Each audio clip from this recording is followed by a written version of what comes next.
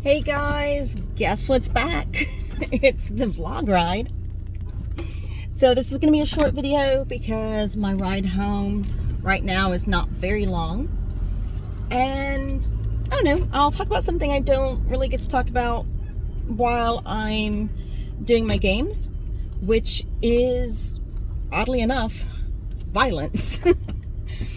But not the conversation you think I'm going to have about violence if you have been paying any attention to the non-game content I have up on my channel. I like violence. I like action type movies, like superhero movies. I love I like, Die Hard and Alien franchise, and I like action scenes and fight scenes. They're dramatic, they're tense, they when done well and in a good movie that they are a part of, resolve the dramatic tension very well. They are, the culmination of stakes in that media. I like them in video games. Obviously, I play Fallout and kill stuff all the time. I actually, the other night, accidentally killed something I didn't mean to kill, which was a settler I had just rescued. Because I was not expecting him. So I do the rescue, and I come out, and it's Revere Station. So if you are familiar with Fallout 4 and the locations, it's Revere Station, and I didn't bother taking care of the stuff outside of the station because I didn't feel like it. I just wanted to get this quest done and be done with it. So I was already prepared to come out and have to do a gunfight. And I was not expecting the settler to be right there. I forgot. It had been a while since I had done a rescue quest. So I was not expecting the settler to be right there. All of a sudden, there's a dude right there, and I shot before I thought about it, and I failed my quest. So I went and killed the other settler and took over the settlement because, eggs and omelets. That is not, by the way, in the playthrough I've been putting up. It is in one of my research playthroughs. But I like violent stuff.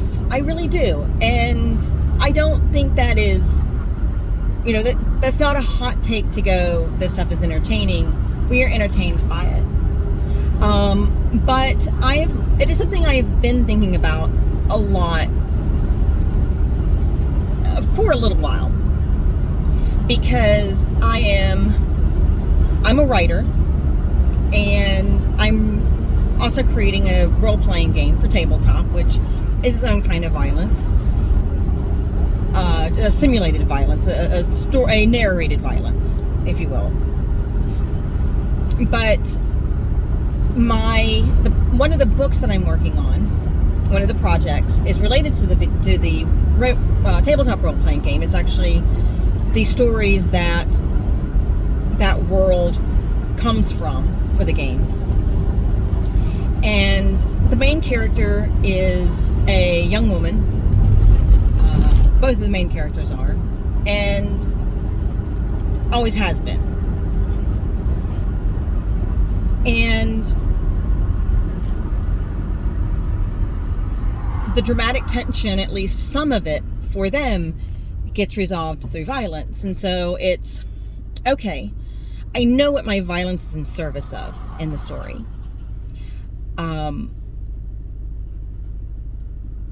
How do I want to own that? There's all these different tropes that we have for action heroes and action heroines, and it's, do I want to fit those tropes? I'll link it in the description. There's this really great video series that Innuendo Studios did of Mad Max Fury Road, and it's something I've been making a study on and thinking about all this stuff, because he examines the different archetypes for women in action, because women themselves, as just women, have an interesting presence in violent media. We are often not the stars of it. That has gotten better, but even when it's gotten better through a lot of different tropes that basically go, okay, well, we have to say why the woman's violent, so here's what it is. She's violent because she's protecting someone. She's violent because, well, I mean, she's one of the guys, you know, tough girl, tomboy kind of thing, you know, shedding the feminine signifiers. Or she's taking revenge for something done to her, or she's the special girl, or she's the false innocent, or she is the innocent and she's dead, and the story's not really about her, it's about everybody else. So these are all the different tropes. She's the bad girl, you know, sexing it up with her violence, dominatrix. You know, think, you know, Catwoman, Barbed Wire, characters like that.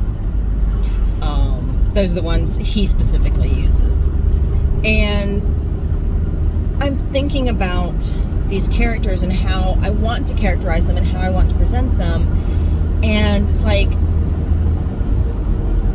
I don't want them to be any single one of these tropes. They're both young. The characters are lesbians. That is something that's not like a big reveal or anything. That's something you figure out pretty quickly in the story. Really, even before either one of them do. Well, before one of them does, the other is quite well aware. But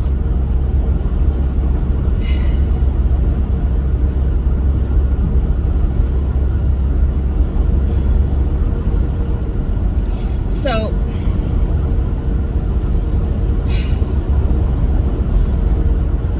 but the question is, you know, how do I want to present them? Because I don't want to shed the feminine signifiers, but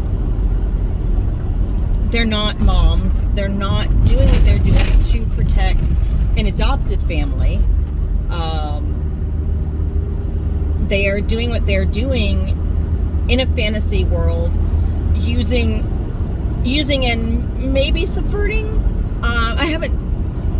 And subverting some fantasy tropes, but they're not, you know, it's not, oh, okay, my adoptive family is in danger, so must do this.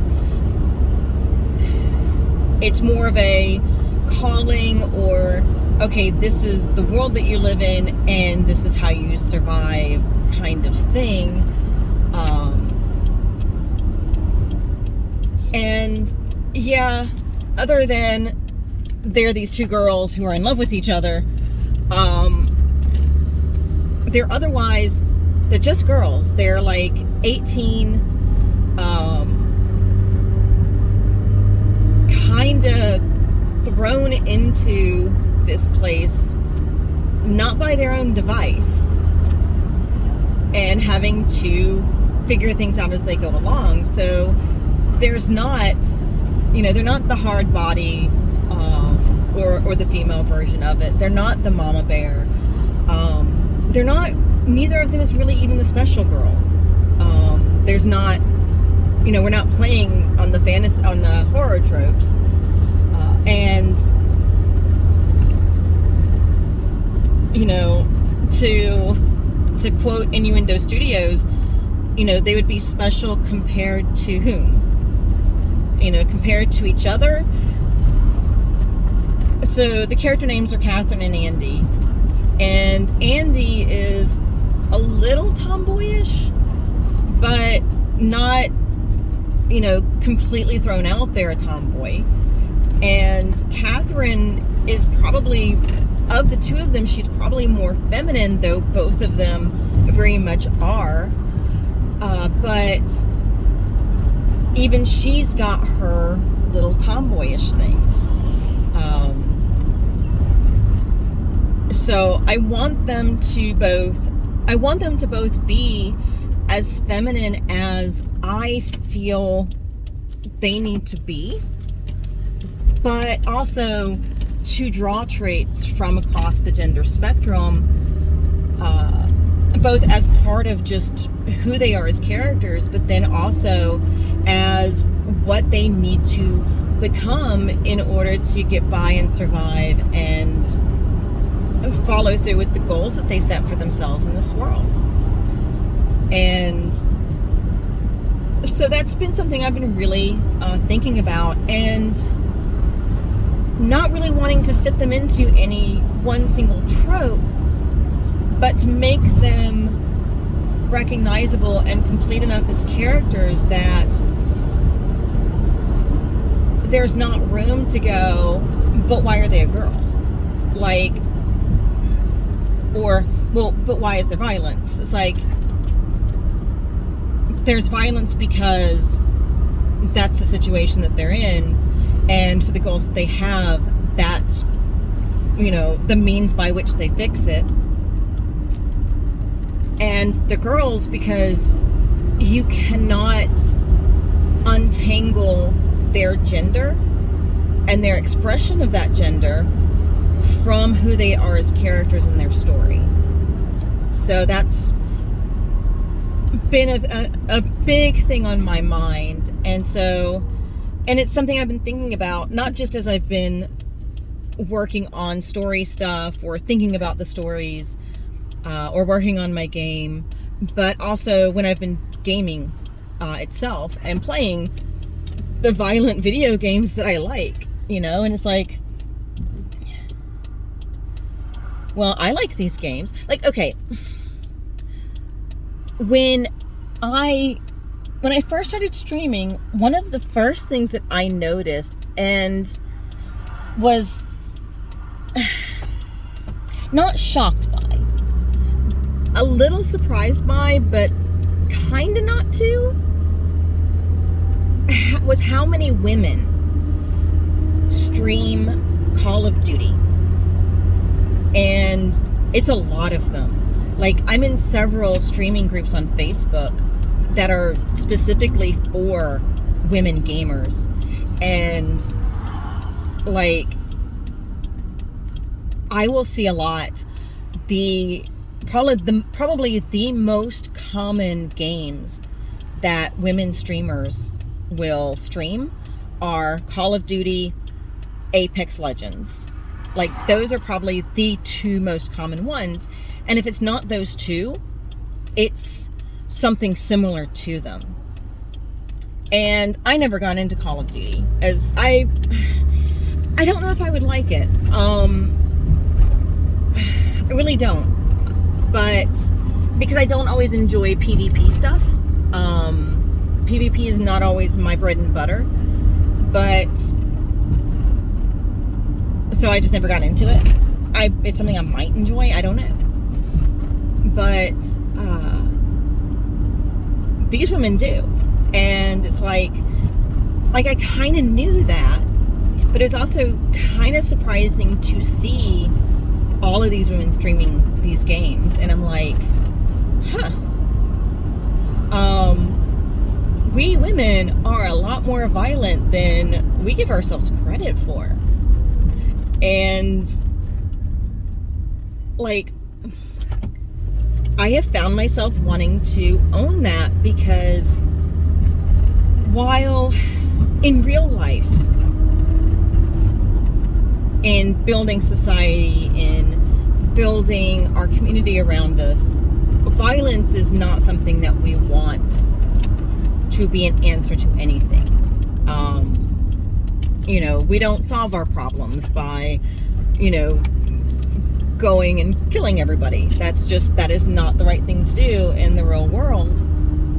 But violence, both in human history and violence as a tool of storytelling, these are things that are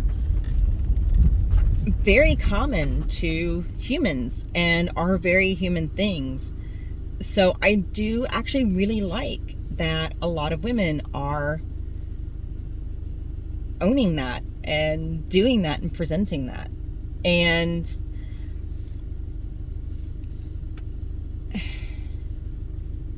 again, you know, these are not your tropey women. These are real women. These are moms. These are young girls. These are women all across the spectrum, varying gender expressions of their femininity, varying roles, varying sexual preferences, the whole 9 yards. Like, it is all spread out there. And so I'm like, well, in creating the story, I want to create something that's going to honor that is going to make real in fiction the thing that, if we think about it, has always been a part of life. Like, you know, it's always been a part of life. I mean, all throughout history, women have picked up weapons to fight for a lot of different reasons. And it's not any different in video games, and it doesn't have to be different in our stories either. So anyway, I have made it home, so that is the end of the vlog ride. Thank you very much for watching. Please make sure that you hit that subscription button, like, comment, and if you would like to see my streams, follow me on Twitch. Of course, I have my videos here. I'm working on editing for the next Fallout 4 Sanguinaire video.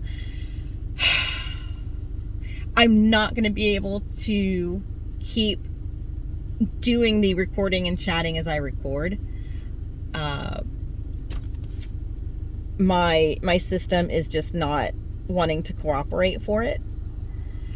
So yeah, I am working on being able to edit and talk through my gameplay. So we'll see how that goes. And hopefully I'll have something up soon. So anyway, have fun, guys, and peace.